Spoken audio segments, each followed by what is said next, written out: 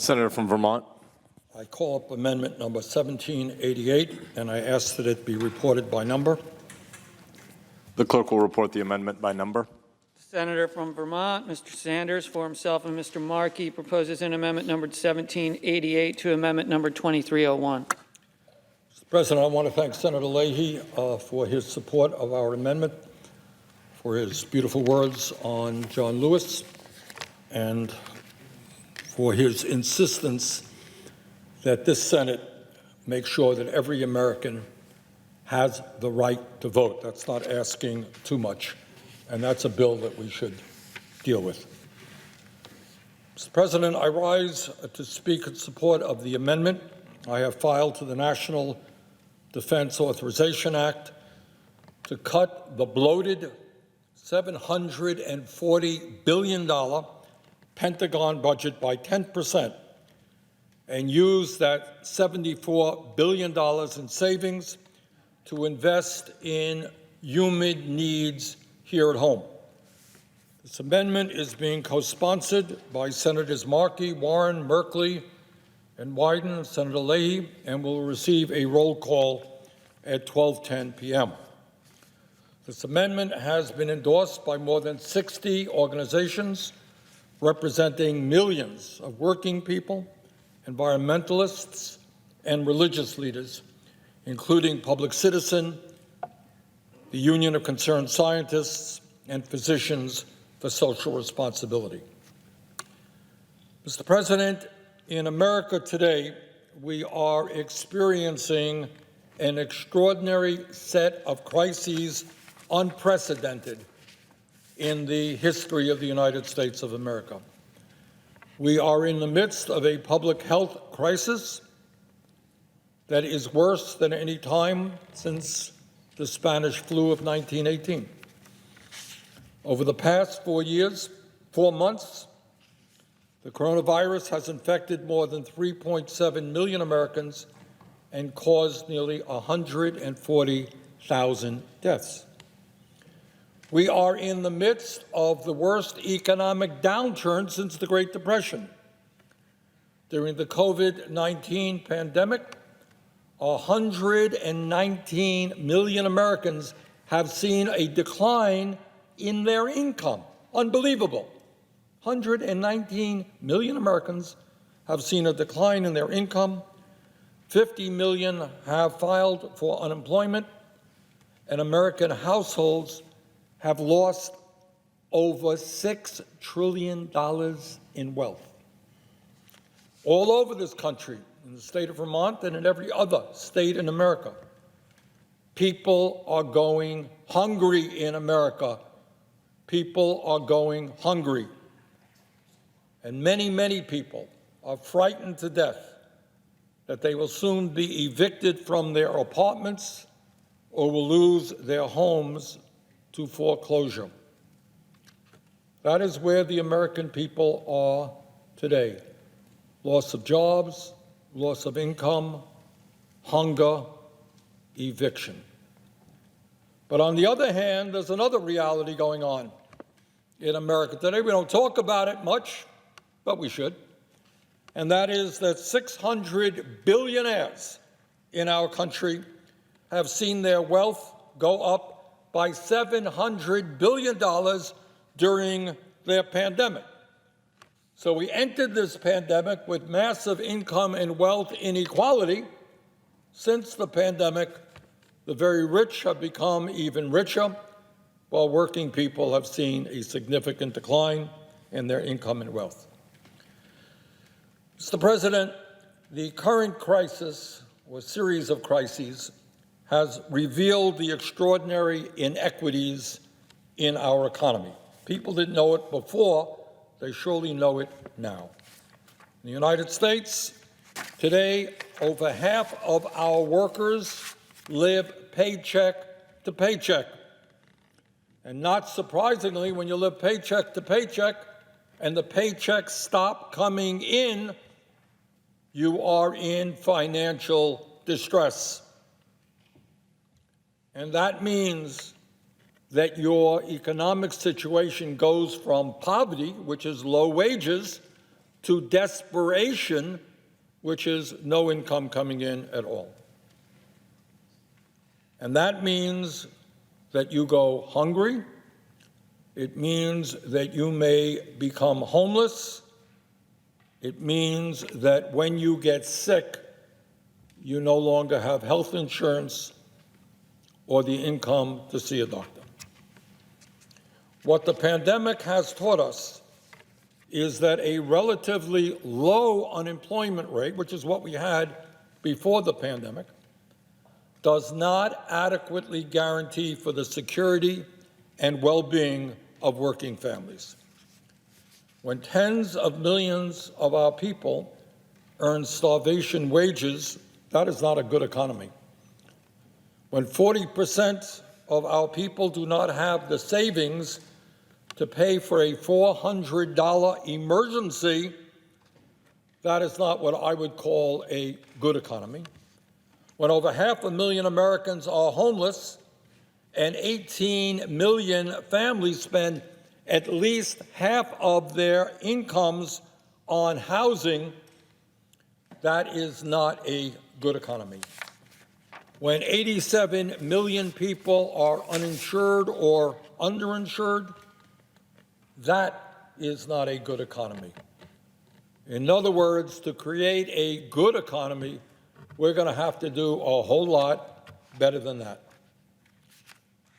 Further, Mr. President, over the last few months, hundreds of thousands of Americans have taken to the streets to demand justice for the murders of George Floyd, Breonna Taylor, Rayshard Brooks, and Ahmaud Arbery, among many others, and to end the rampant police brutality that we see in America today. These tragic killings of unarmed African Americans have highlighted the urgent need to rethink the nature of policing and to fix a broken and racist criminal justice system. And, Mr. President, on top of all of that, on top of a pandemic, on top of an economic collapse, on top of systemic racism, we have got to address the existential threat facing this planet of climate change. A few weeks ago, temperatures in Siberia, the coldest region on Earth, topped 100 degrees, shattering records. And if we do not get our act together and transform our energy system away from fossil fuel and into renewable energy, we will be leaving this planet increasingly unhealthy and uninhabitable for our kids and future generations. So that is where we are today. Hunger, homelessness, racism, a warming and dangerously warming climate. And these are the issues that we have got to focus on. Our attention must be on improving the lives of ordinary Americans, working people, lower income people, and doing what we can to work with countries around the world to help the billions of people living in economic distress. And with that, Mr. President, I rise today to make it abundantly clear that if we're going to address those issues, if we're going to protect the working families of this country who are now under so much stress, it is absolutely imperative that we change our national priorities. The status quo and conventional wisdom that we see on TV every day and that we hear on the floor of the Senate, it's no longer good enough. History has overtaken us. Unprecedented crises have overtaken us. Status quo is not good enough. We must respond. We must finally have the courage to stand up to powerful special interests and all of their campaign money and understand that we cannot allow these people to continue to have so much power over the economic and political life of this country, that we must start developing policies that work for working families, not just the rich, not just the powerful, and not just those who contribute to super PACs. 53 years ago, Dr. Martin Luther King Jr. challenged our country to fight against three major evils, and I quote, the evil of racism, the evil of poverty, and the evil of war, end of quote. That was what Dr. King said 53 years ago. And if there was ever a moment in American history when we need to respond to Dr. King's clarion call for justice and demand, as he stated, quote, a radical revolution of values, end quote, now is that time. This is the moment for us to bring about what Dr. King called a radical revolution of values. Whether it is fighting against systemic racism and police brutality, whether it is transforming our energy system away from fossil fuel, whether it is ending a cruel and dysfunctional healthcare system, or addressing the grotesque level of income and wealth inequality in our country, now is the time for change, real change.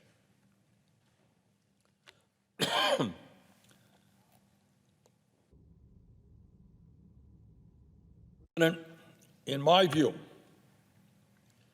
given all of the unprecedented crises our country faces, now is not the time to increase the Pentagon's bloated $740 billion budget, which is 53% of all discretionary spending in America. Let me repeat that. The military budget alone is 53% of all discretionary spending in this country. At a time when 28 million Americans are in danger of being evicted from their homes, now is not the time to be spending more on the military than the next 11 nations combined. At a time when 30 million Americans have lost their jobs, now is not the time to be spending more on national defense than we did at the height of the Cold War or the wars in Korea or Vietnam. Let me repeat, spending more in real inflation accounted for dollars today on the military than we did during the Cold War or the wars in Korea or Vietnam. At this unprecedented moment in our history, now is the time to provide jobs, education, health care, and housing in American communities that have been ravaged by the global pandemic, by extreme poverty, by deindustrialization, and mass incarceration. If this horrific pandemic we are now experiencing has taught us anything, it is that national security means a lot more than building bombs, missiles, jet fighters, submarines, nuclear warheads, and other weapons of mass destruction. National security also means doing everything we can to improve the lives of our people, many of whom have been abandoned by our government decade after decade. The amendment that I'm offering today would cut the $740 billion budget, Pentagon budget, by 10%, and use that $74 billion in savings to invest in distressed communities in every state in this country, communities that have been ravaged by poverty, mass incarceration, and other enormous problems.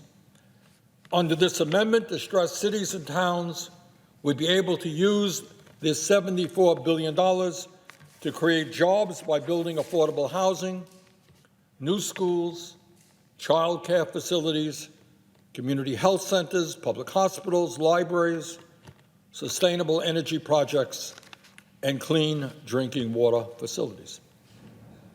These communities would also receive federal funding to hire more public school teachers, provide nutritious meals to children, and offer free tuition at public colleges, universities, or trade schools.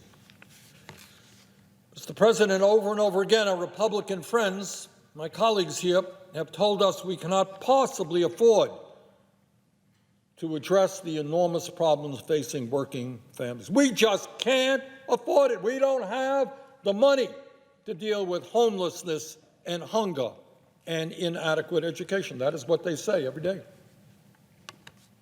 We have been told that we cannot afford to make public colleges and universities tuition-free or to provide a decent income for every man, woman, and child. But, Mr. President, when it comes to spending $740 billion on the military, well, suddenly, hey, money is no problem. We can spend as much as we want.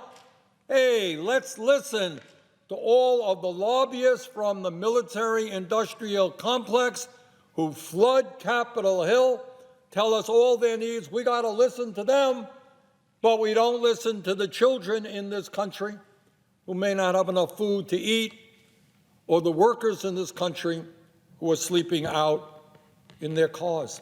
We don't listen to them. But when it comes to the military, hey, no end to the money that we can provide. Mr. President, to my mind, that is unacceptable. We don't need more nuclear weapons. We don't need more cruise missiles. We don't need more fighter jets. But what we do need in this country desperately is more health care, more housing, more child care, and better schools. Now is the time to fundamentally change our national priorities, and that is what this amendment is all about. This amendment in itself is not going to do anywhere near what we need to do as a country, but it is an important step forward in changing the way we think about our needs. Mr. President, let me be clear. If we were to institute a 10% cut in military spending, that $74 billion could provide high-quality child care to every family in America. Imagine that. We could solve the child care crisis in America just by cutting the military budget by 10%. We could, by cutting the military budget by 10%, provide Section 8 housing vouchers to all of the 7.7 million families in America who are paying more than half of their limited incomes on rent. A 10% cut to the Pentagon could provide a free college education for 2 million low-income students. A 10% cut to the Pentagon is enough to hire 900,000 teachers in the poorest schools in America. So, Mr. President, I am a little bit tired about hearing that we don't have enough money for nuclear weapons, that we need more money for missiles and tanks and guns. We need more for all of that, and yet we are turning our backs on Americans who are hurting the most. Mr. President, I believe that this is a moment in history when it would be a very good idea for all of my colleagues, Democrat and Republican, to remember what former Republican President Dwight D. Eisenhower said in 1953. And I think we all recall that Eisenhower knew something about military budgets and the war, because he was the four-star general who led the Allied forces to victory in Europe during World War II. He was not a pacifist. He was not an anti-war activist. He was a four-star general. And what Dwight D. Eisenhower said, and I quote, "Every gun that is made, every warship launched, every rocket signifies in the final sense a theft from those who hunger and are not fed, those who are cold and are not clothed. This world in arms is not spending money alone. It is spending the sweat of its laborers, the genius of its scientists, the hopes of its children," end of quote. And right now, when the world is searching for treatment to the coronavirus, when we're searching desperately and spending billions looking for a vaccine, maybe it might be a good idea to be educating our young people to figure out how we deal with disease, with cancer and schizophrenia and Alzheimer's and diabetes, rather than putting more and more scientists into figuring out how we can blow the world up a dozen times over. What Eisenhower said was true, profoundly true, 67 years ago, and it is true today, maybe even truer today. Mr. President, when we analyze the Defense Department budget, it is interesting to note that the Congress has appropriated so much money for the Defense Department that the Pentagon literally does not know what to do with it. And between 2013 and 2018, they actually returned more than $80 billion in funding back into the Treasury. They had more money than they could spend. In my view, the time is long overdue for us to take a hard look not only at the size of the Pentagon budget, but at the enormous amount of waste, cost overruns, fraud, and at the financial mismanagement that has plagued the Department of Defense for decades. Mr. President, let us be clear. We don't talk about it, but let's be clear.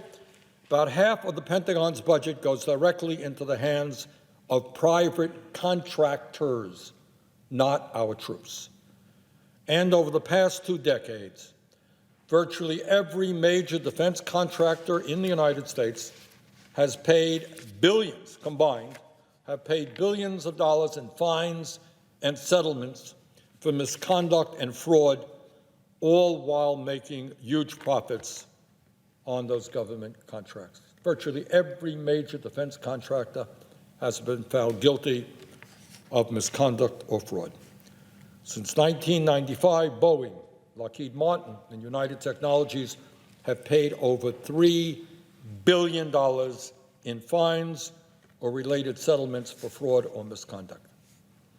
Further, Mr. President, I find it interesting that the very same defense contractors that have been found guilty or reached settlements for fraud are also paying their CEOs excessive compensation packages. Last year, the CEOs of Lockheed Martin and Northrop Grumman both made over $20 million in total compensation, while around 90% of these companies' revenue came from defense contracts. So in other words, for all intent and purposes, these companies are basically government agencies. 90% of the revenue coming in come from the taxpayers of this country. Meanwhile, the CEOs of those companies make over 100 times more than the Secretary of Defense makes. It is not too surprising, therefore, that we have a revolving door where our military people end up on the boards of directors of these major defense companies. Moreover, Mr. President, as the GAO has told us, there are massive cost overruns in the Defense Department's acquisition budget that we continue to ignore year after year. According to the GAO, the Pentagon's $1.8 trillion acquisition portfolio currently suffers from more than $628 billion in cost overruns, with much of the cost growth taking place after production. Mr. President, a major reason why there is so much waste, fraud, and abuse at the Pentagon is the fact that the Defense Department remains the only federal agency in America that has not been able to pass an independent audit. Many of us will recall what then Secretary of Defense Donald Rumsfeld, George W. Bush's Secretary of Defense, told the American people on the day before 9/11. Never got a lot of attention. Day before 9/11. And Rumsfeld said, quote, "Our financial systems are decades old. According to some estimates, we cannot track 2.3 trillion in transactions," end of quote. I don't know that the situation has changed very much since 2001 and Rumsfeld's remarks. And yet, nearly 20 years after Rumsfeld's statements, the Defense Department has still not passed a clean audit, despite the fact that the Pentagon controls assets in excess of $2.2 trillion, or roughly 70% of what the entire federal government owns.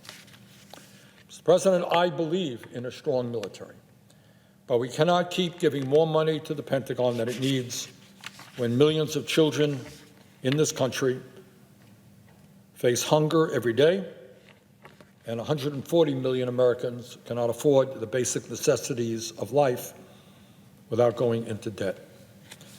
1967, Dr. King warned us that, quote, "A nation that continues year after year to spend more money on military defense than on programs of social uplift is approaching spiritual death," end quote.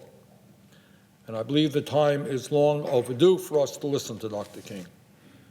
At a time when in the richest country in the history of the world, so many of our people are struggling, now is the time to change our priorities because, as Dr. King stated, we are approaching spiritual death. Mr. President, at a time when we have the highest rate of childhood poverty of almost any major country on earth, at a time when 60,000 Americans die each year because they can't get to a doctor on time, and 1 out of 5 Americans cannot afford the prescription drugs their doctors prescribe, we need to start focusing on those people, not on the military-industrial complex. Mr. President, at this moment of unprecedented national crises, a pandemic, an economic meltdown, the demand to end systemic racism, and an unstable president, it is time for us to truly focus on what we value as a society and to fundamentally transform our national priorities. Cutting the military budget by 10% and investing that money in human needs is a modest way to begin that process. So let me conclude, Mr. President, by once again quoting Dwight D. Eisenhower. And I don't know that I've ever quoted a Republican quite as much as I have during these remarks, but he is somebody who I respected very much. And this is what Eisenhower said when he left office, and this was back in 1961. He was out, John F. Kennedy was coming in. And this is what he said, and I hope we all can remember this. He said, and I quote, "In the councils of government, we must guard against the acquisition of unwarranted influence, whether sought or unsought, by the military-industrial complex. The potential for the disastrous rise of misplaced power exists and will persist," end of quote. Eisenhower was right then, and if anything, the situation is worse today. Now is the time for us to stand up to the greed and irresponsibility of the military-industrial complex. Now is the time to address the needs of working families, the elderly, the children, the sick, and the poor. Mr. President, let us vote for the Sanders, Markey, Warren, Merkley, Wyden, Leahy amendment to cut the Pentagon budget by 10% and to invest in human needs here at home.